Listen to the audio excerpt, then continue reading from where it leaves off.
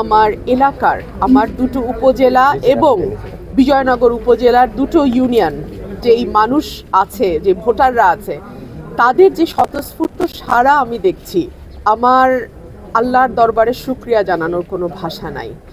এক একজন মুরব্বী আসেন, ওনাদের চোখে পানি, আম্মা আপনাকে জিততে হবে, আম্মা আমরা আপনাকে জিতায় জবাব দেব। এই যে মানুষের ভালোবাসা, এই ঋণ আমি কি দিয়ে পরিশোধ করব? আমি শুধু আল্লাহর কাছে এইটাই দোয়া করি, ওনারা যেই স্বপ্ন এবং আশা নিয়ে আমাকে ভোট দেবেন, আল্লাহ যেন আমাকে সেই স্বপ্ন পূরণ করার তৌফিক দেন। তো যেটাই হোক, আমার রাজনীতিতে কিন্তু তকদিরের বাইরে কিছু হয় না। হ্যাঁ, ভীষণ রকম ভাগ্য এখানে কাজ করে। সো আমার ভাগ্যে ঠিক ওটাই ঘটছে যেটা আমার বাবার সাথে ৭৩-এ ঘটেছিল। দলের যখন দুঃসময় ছিল, তখন দেশনেত্রী বেগম খালেদা জিয়া নেতৃত্বে ছিলেন। তিনি আমাকে যেই দায়িত্ব দিয়েছেন, সেটা অনেক সময়ই দেখা গেছে আমার বয়স এবং আমার রাজনৈতিক অভিজ্ঞতার চেয়ে অনেক বড়।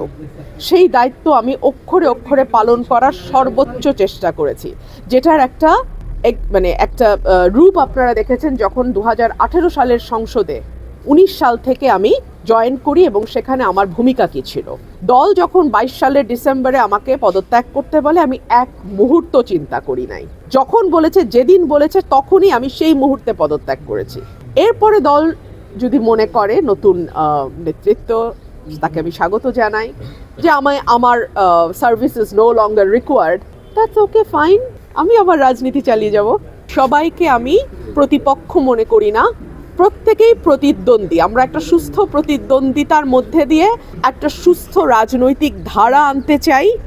একটা নির্বাচনের আদর্শ পরিবেশ যাতে থাকে, সকল প্রার্থীর প্রতি আমার আকুল আবেদন সেটাই থাকবে।